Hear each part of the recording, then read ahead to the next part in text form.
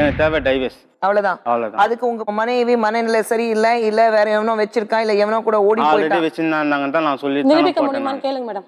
எனக்கு ஆள் இருக்காங்கன்னா இந்த இடத்துல இப்ப நிரூபிக்க சொல்லுங்க, நான் ஒத்துக்கிறேன். நீங்க உங்க கண்ணால பாத்தீங்களா?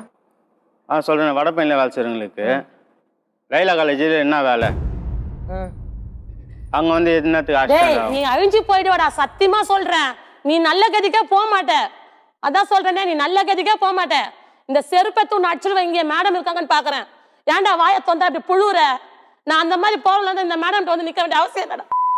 அசிங்கமா கேட்டுருவேன். எதனா தெரிஞ்சுக்கோ.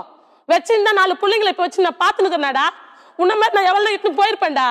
இந்த மாதிரி சீர வேண்டிய அவசியம் எனக்கு இல்ல. 4 பிள்ளைங்க 3 நாள சோறு போட உனக்கு கதி இருக்குதாடா? கதி இருக்குதா உனக்கு? அவ கூட போயிட்டா 1 ரூபாய்க்கு 100 ரூபாய்க்கு அவகிட்ட பிச்சாத்து கொடுக்குறா பிள்ளைங்களுக்கு கூட. மானம் கட்டவனே, நீ எதுக்கு உயிர் வாழற? உயிர் எதுக்கு வாழற? இங்க செருப்படி விடும் தெரிஞ்சுக்க. ஏமால அபாண்டமா புழுனா அப்படி போறவள இருந்தா உங்ககிட்ட இப்படி நிக்க வேண்டிய அசிங்கப்பட்டு நிக்கணும் அவசியம் கிடையாதுடா எனக்கு.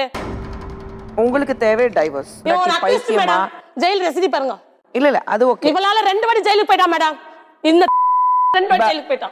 அவங்களுக்கு திட்டுறதுக்கு உங்களுக்கு எந்த உரிமை கிடையாது. அவன் என் புருஷன் நல்லா வந்தான் மேடம். நான் அடிச்சு சொல்றேன், என் புருஷன் நல்லா வந்தான். இவள எப்ப தொடர்பு எத்தனா அதுல இருந்து நாசமா போனா மேடம். அவருக்கு அறிவு இல்ல. 4 குழந்தை பேத்துக்கு தெரியுது, அறிவு இல்ல. அந்த மனுஷனுக்கு பிரெயின் வாஷ் பண்ணா மேடம். சரி, அவருக்கு பிரெயின் இல்ல, அவங்களுக்கு மூளை இல்ல. அந்த புத்தி கட்ட தான் போனா. அந்த புத்தி இருக்குல்ல, அப்ப அவங்க செருப்பு கழட்டி அடி.